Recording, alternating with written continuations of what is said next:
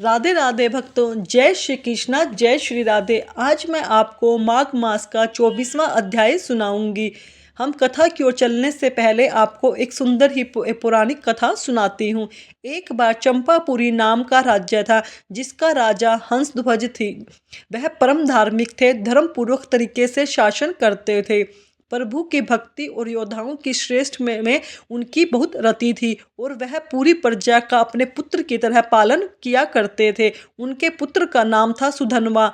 यह उस समय की बात है जब महाराज युधिष्ठिर अश्वमेध यज्ञ कर रहे थे। तब गुप्तचरों ने हंसध्वज जी को समाचार दिया कि महाराज युधिष्ठिर जी का घोड़ा आपके राज्य की सीमा में प्रवेश कर चुका है। तब राजा हंसध्वज ने पूछा कि क्या भगवान श्री कृष्ण भी साथ में हैं? तो गुप्तचरों ने उन्हें बताया कि नहीं, वह तो सो नहीं है, परंतु उनकी द्वारिका की सेना साथ चल रही है। अब तो हंसध्वज के मन में आया कि अगर भगवान श्री कृष्ण साथ होते तो घोड़े का पूजन करके उनके दर्शन प्राप्त कर लेते, लेकिन अब पांडवों को थोड़ा कष्ट देने के बहाने भगवान के दर्शन का करने का उपाय करना होगा, क्योंकि जब पांडवों को कष्ट हो देंगे तो भगवान तो उनकी सहायता करने के लिए जरूर आएंगे। वो जानते थे कि पांडवों की सहायता के लिए भगवान श्री कृष्ण व्याकुल होकर अवश्य ही उपस्थित हो जाएंगे। इसलिए उन्होंने युधिष्ठिर के अश्व को पकड़ लाने का आदेश दिया। अश्व के साथ चल रहे थे बड़े बड़े महारथी जैसे अर्जुन, प्रद्युम्न आदि, और जो युद्ध के लिए तत्पर थे। अश्व को पकड़ते ही हंसध्वज ने हर्षपूर्वक युद्ध का जयघोष किया और तुरंत अपनी सेना को उपस्थित होने का आदेश किया। उन्होंने साथ ही यह आदेश भी दिया कि अगर किसी ने थोड़ी भी देर के लिए उसे खोलते हो तो तेल की एक बड़ी कढ़ाई में डाल दिया जाएगा।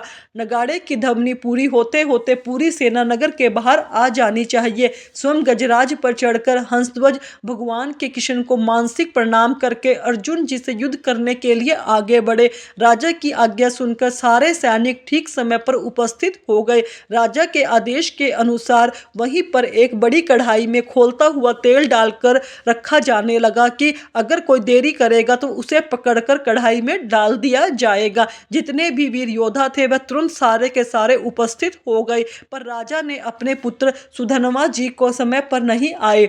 सुधन्वा जी भगवान के बहुत बड़े भक्त थे, हर समय नाम जाप करते रहते थे। जैसे ही युद्ध की घोषणा हुई वह अस्त्रों शस्त्रों से सुसज्जित होकर अपनी माता के पास गए और प्रणाम करते हुए कहने लगे, माँ, आज मेरे जीवन का परम लाभ उपस्थित हुआ है, क्योंकि आज मुझे अर्जुन से युद्ध करना है। आज युद्ध कौशल के द्वारा मैं उनको ऐसा तृप्त और व्याकुल करूंगा कि उनके सारथी भगवान श्री कृष्ण की हमारे ऊपर कृपा दृष्टि अवश्य पड़ेगी। माँ की मैं युद्ध में वापस ही न आऊं, इसलिए आपसे आशीर्वाद मांगता हूँ, भगवान के साक्षात्कार की अपनी कामना पूर्ण कर सकूं। तब उनकी माता ने उन्हें कामना पूर्ति का आशीर्वाद देते हुए विदा किया। इसके बाद उनकी बहन ने आकर उन्हें तिलक लगाया, आरती की, उनको युद्ध में विजय की शुभकामनाएं दी। आगे बढ़ने तो सुधन्वा जी की पत्नी प्रभावती, जिसने उनका ना अभी अभी विवाह हुआ था, मुस्कुराती हुई उनके सामने आई। सुधन्वा जी को युद्ध के लिए तैयार देखकर कहने लगी, स्वामी, मैं जानती हूँ कि आज आप महाबलशाली महारथी अर्जुन जी से युद्ध करने जा रहे हैं, और यह भी जानती हूँ कि वहां से वापस आप आना असंभव है, पर इतनी कृपा तो कर दो कि आपके बाद आपको जलांश देने वाले कोई को हो। तब सुधन्वा जी ने कहा, तुम धैर्य रखो, श्री कृष्ण के बल से अर्जुन को परास्त करके वापस लौटूंगा। प्रभावती जी ने उत्तर दिया, नाथ, आज तक मैंने ऐसे नहीं सुना कि जो श्री कृष्ण से मिलने के लिए गए हों और वह वापस लौटे हों। अब बाहर कढ़ाई के तेल खोल रहा था और राजकुमार सुधन्वा जी को समय पर ना आया देखकर महाराज हंसध्वज को बड़ा कष्ट हुआ कि सुधन्वा की मेरी आज्ञा का उल्लंघन कर रहा है। इधर सुधन्वा जी अपनी पत्नी के पुत्र कामना के भाव से पूर्ण करने के लिए रुके हुए थे, लेकिन यह बात महाराज जी को पता नहीं थी। हंसध्वज जी ने तुरंत जल्लादों को आदेश देते हुए कहा कि सुधन्वा को पकड़ कर लाया जाए और खोलते जल में डाल दिया जाए।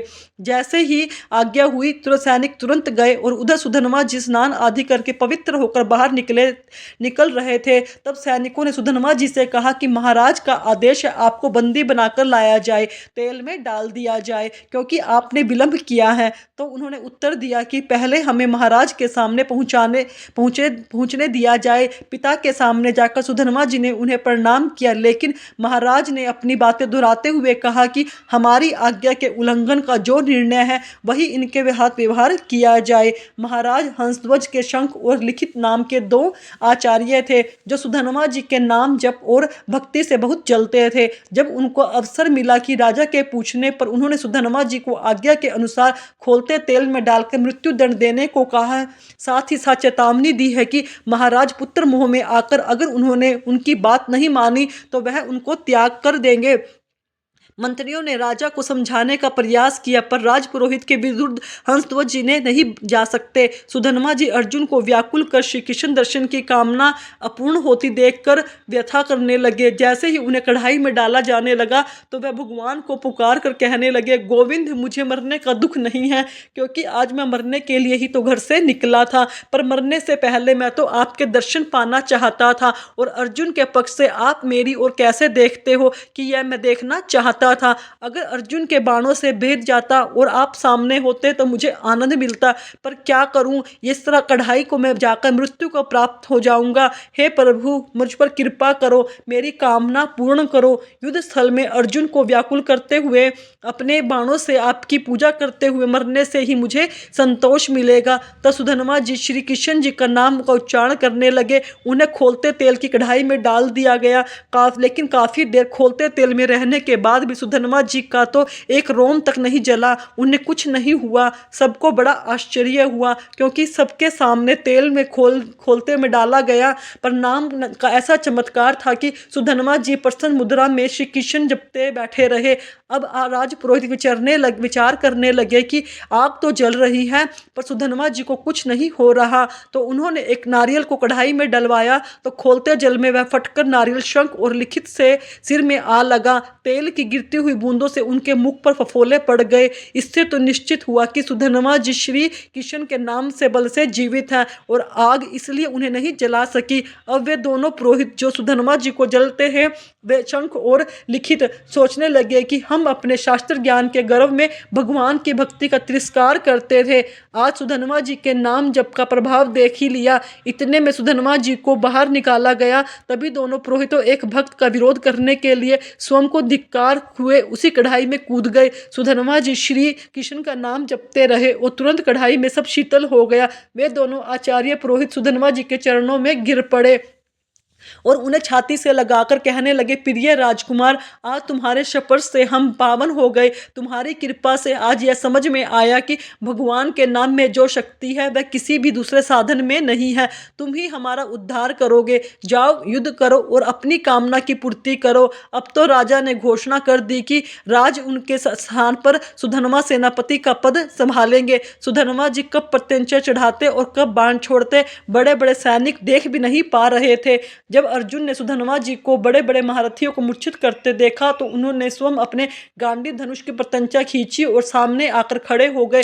अर्जुन ने सुधन्वा जी को युद्ध के लिए ललकारा तो सुधन्वा जी ने निर्भयता पूर्वक हंसकर कहा, हे पार्थ, आपने बहुत सी लड़ाइयाँ लड़ी हैं और विजय भी आपको मिली है, पर तब आपके सारथी श्री कृष्ण थे। यद्यपि आप महावीर हैं, पर इस समय आप मेरे सामने नहीं टिक सकते, क्योंकि आपका सारथी जो यहाँ नहीं है। अगर मुझ पर विजय प्राप्त करना चाहते हो तो पहले अपने सारथी को याद करो, नहीं तो अपनी गांडीव की सामर्थ्य नहीं है मुझे परास्त कर सके। अब एक बालक के मुख से चुनौती सुनकर अर्जुन क्रोधित होकर उस पर बाणों का भीषण वर्षा करने लगे। सुधन्वा जी ने उनके बाहर बाण को काट दिया। अर्जुन की ध्वजा, प्रत्यंचा और गांडीव तक प्रहार किया। साथ ही उन्होंने अर्जुन के सारथी को भी घायल कर दिया। अब बिना ध्वज का रथ और बिना प्रत्यंचा का धनुष देख अर्जुन आश्चर्य में पड़ गए और भगवान कृष्ण को याद करने लगे। यही तो सुधन्वा चाहते थे। सुधन्वा जी ने उपहास करते हुए कहा, आप मुझे बालक कह रहे थे, पर मैं चाहूं तो आपके अपने बाणों से आपको घायल करके ऐसी दशा में पहुंचा दूं जो आप जैसे वीर पुरुषों को शोभा नहीं देती। अब भी अवसर है, आप अपने सारथी को याद कीजिए। और यहाँ बुला लीजिए। जैसे ही अर्जुन ने स्मरण किया, भगवान श्री कृष्ण वहाँ पहुँच गए। भला अर्जुन उन्हें याद करे और कृष्ण वहाँ ना पहुँचे, ऐसा तो संभव हो ही नहीं सकता। अब उन्होंने मूर्छित सारथी को हटाकर अर्जुन के रथ को संभाल लिया। सुधन्वा जी की कामना पूर्ण हुई, उनकी आशा पूर्ण हुई। उन्होंने अपने रथ से उतरकर भगवान के सामने प्रणाम किया, मुद्रा में प्रणाम किया, अपने आराध्य देव का दर्शन किया। फिर दोबारा रोष में आकर अर्जुन को पुकारते हुए कहने लगे, हे पार्थ, अब संकोच मत करना, अब तुम्हारी विजय होगी। मुझे हराने के लिए तुम्हें पुरुषार्थ दिखाना ही होगा। अर्जुन ने कहा, वीर, आज मैं तुम्हारे मस्तक को 3 बाणों से गिरा दूंगा। अगर मैं भगवान कृष्ण के सामने तुम्हारे सिर को ना गिरा सकूं तो मेरे जितने पूर्वज हैं सब पुण्यहीन होकर नरक में जा गिरेंगे। सुधन्वा जी का यह कहा, पार्थ, मैं भी श्री कृष्ण के सामने प्रतिज्ञा करता हूँ, आपके 3 बाणों को बीच में ही मैं कटकर गिर जाऊंगा। अगर ऐसा ना हुआ तो मुझे घोर दुर्गति प्राप्त हो। इसके बाद सुधन्वा जी ने 10 बाणों से अर्जुन और 100 बाणों से भगवान श्री कृष्ण के साथ पूजा की और उन्होंने 1 बाण से रथ को और 100 कदम दूर गिरा दिया। श्री कृष्ण बोले, धन्य है अर्जुन, देखो सुधन्वा कितना महाबली है, समस्त ब्रह्मांड का भार उठा लिखा है। मैं बैठा हूँ फिर भी तुम्हारे सहित मुझे 100 हाथ दूर फेंक दिया। यह बल सुधन्वा को निरंतर नाम जप और शुद्र पत्नी व्रत होने से प्राप्त हुआ है। अब अर्जुन ने दिव्यास्त्र का संस्थान किया और बाण पे काल को विराजमान किया। तब श्री कृष्ण ने कहा, मैंने गोवर्धन पर्वत उठाकर जो गोपी की रक्षा की थी, उसके प्राप्त पुण्य से मैं इस अस्त्र पर विराजमान करता हूँ। और फिर अर्जुन ने सुधन्वा जी से कहा, बचो, यह काल का बाण है। सुधन्वा जी ने उत्तर दिया, मेरे पास कृष्ण नाम का बाण है जो काल का भी महाकाल है। अब एक तरफ भगवान और दूसरी तरफ भगवान का नाम सुधन्वा जी जोर से उच्चारण किया, जय श्री कृष्ण। उस बाण को देखते ही देखते टुकड़े टुकड़े कर दिए। भगवान ने अर्जुन से तुरंत दूसरा बाण निकालने को कहा। उस पर अपनी बहुत सी शक्तियों का संस्थान किया। भगवान दिखाना चाह रहे थे कि उनके नाम के आगे उनकी अपनी शक्तियाँ, सुकृत और पुण्य भी काम नहीं कर सकते, इसलिए भगवान अपने नाम के अधीन हो जाते हैं। हे सुधन्वा, अर्जुन ने से कहा, अर्जुन, अगर मैं इस बाण के टुकड़े ना कर दूं, अरुंधति सहित महर्षि वशिष्ठ की ब्रह्म हत्या का पाप मुझे तुरंत लगे। ऐसा कहते हुए सुधन्वा जी ने गोविंद श्री कृष्ण का नाम लेते हुए बाण मारा तो अर्जुन द्वारा चलाए गए बाण की शक्तियों का संपन्न बाण के 5 टुकड़े हो गए। अर्जुन को निरुत्तरा किया। अर्जुन ने कहा, अब बाण संस्थान करो। भगवान ने कहा, मेरे राम अवतार में एक पत्नी व्रत होने के सारे सुकृत अब इस बाण में विराजमान करता हूँ। फिर उन्होंने ब्रह्मा जी को बाण के पिछले भाग और काल को अगले भाग पर विराजमान होने का आदेश दिया और अर्जुन के बाण चलाने पर कहा। सुधन्वा जी ने अर्जुन से कहा, अब भी संशय है कि तुम्हें? देखो तुम्हारी विजय के लिए भगवान क्या कर रहे हैं, अब कोई प्रतिज्ञा करो इस बाण को बचाने के लिए। अर्जुन ने कहा, वीरवर, यदि इस बाण से मैं तुम्हारा मुकुट सहित मस्तक ना गिरा दूं तो भगवान श्री हरि और भगवान शंकर में भेद करने से जो पाप लगता है वो मुझे अभी लग जाए। सुधन्वा जी ने कहा, मैं यदि इस बाण को ना काट दूं तो काशी में मणिकर्ण का घाट पर शिव विग्रह को पैर मारने से जो पाप लगता है वह मुझे तुरंत लगे। अब तो दोनों भक्त अपने बड़ी बड़ी प्रतिज्ञाएं कर ली, अपने अपने बाण छोड़े। सुधन्वा जी ने जय श्री कृष्ण नाम जपते हुए उस बाण को देखते ही देखते काट दिया।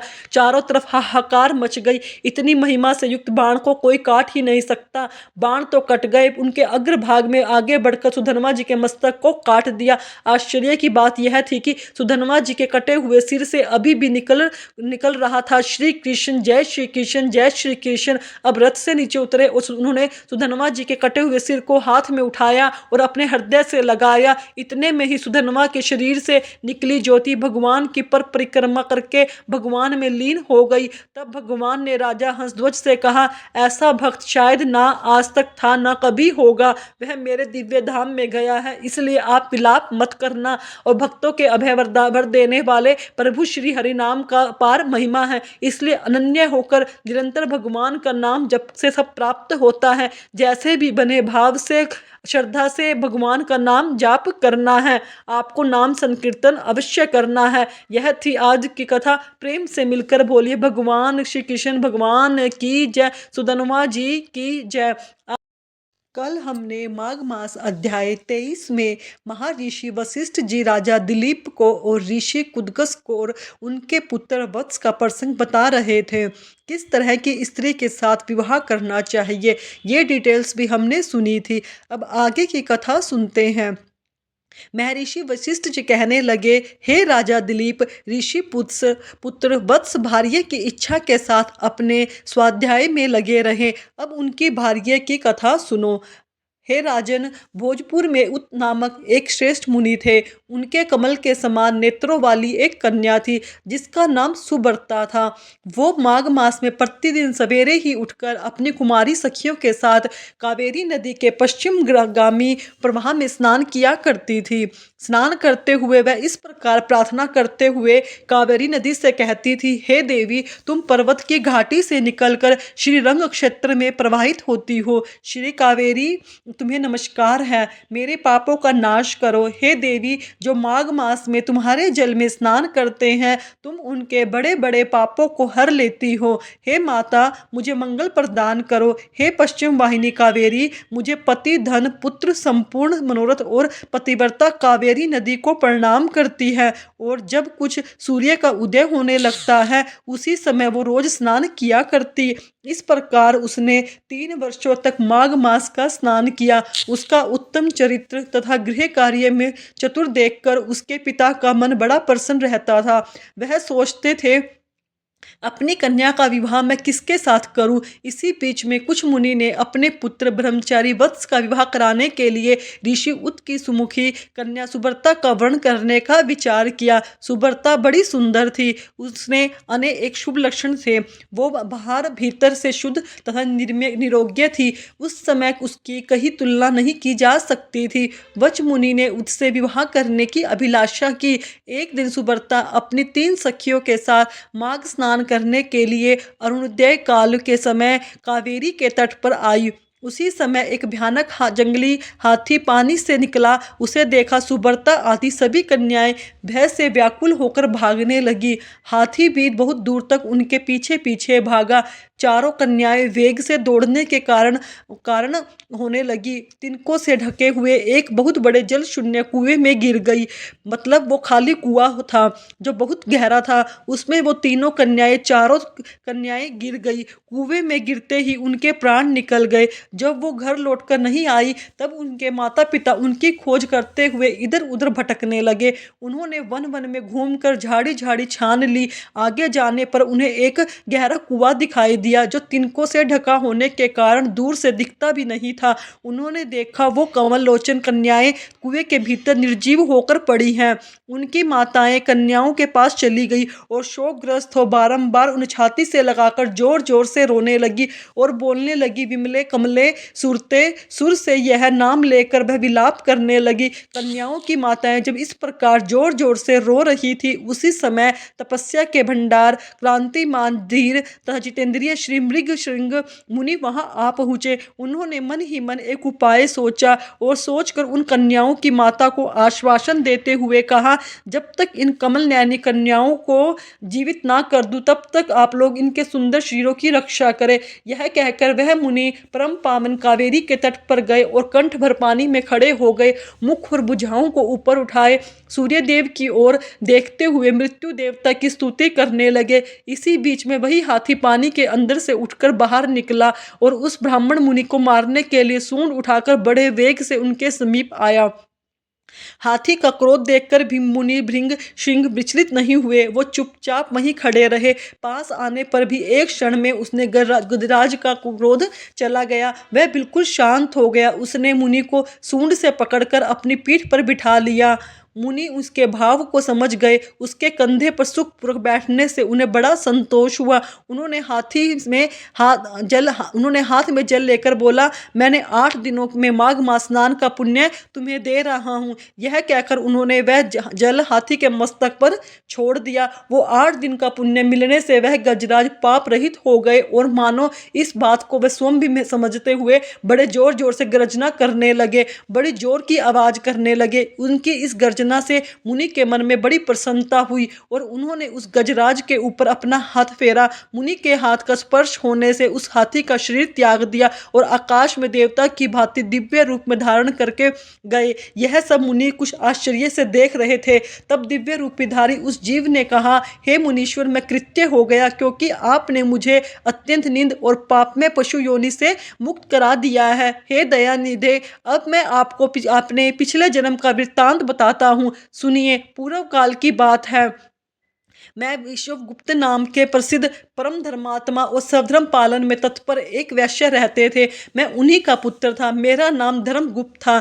स्वाध्याय, यजन, दान, शुद्ध लेना, पशुपालन, गोरक्षा, खेती और व्यापार, ये सब मेरे काम थे। मैं अनुचित काम और दम से सदा ही दूर रहता था, सदा सत्य बोलता था और किसी की निंदा नहीं करता था। इंद्रियों को काबू में रखकर अपनी स्त्री से ही अनुराग करता था, पर स्त्रियों के संपर्क से बचा रहता था। मुझ में राग, भय और क्रोध नहीं थे। लोभ और मत्सर को मैंने छोड़ रखा था। दान देता, यज्ञ करता, देवताओं के प्रति भक्ति रखता और गौओं तथा ब्राह्मणों के हित में संलग्न रहता। सदा धर्म, अर्थ और काम का सेवन करता तथा व्यापार के किसी काम से कभी किसी को धोखा नहीं देता था। ब्रह्म लोग तब यज्ञ करते, उस समय उन्हें बिना मांगे ही मैं धन देता था। समय पर शांत तथा संपूर्ण देवताओं का पूजन करता था। अनेक प्रकार के सुगंधित द्रव्य, बहुत से पशु, दूध, दही, मट्ठा, गोबर, घास, लकड़ी, फल फूल, नमक, जय, फल, पीपल, अन्न, साग के बीज, नाना प्रकार के वस्त्रधारी थे के रस से तैयार करने वाली वस्तुएं और अनेक प्रकार के रस में बेचा करता था। जो दूसरों को देता वो तोल में कभी कम नहीं रहता था, पर जो लेता वह भी अधिक नहीं होता था। जिन रसों को बेचने से पाप लगता है, उनको छोड़कर मैं अन्य रसों को ही बेचा करता था।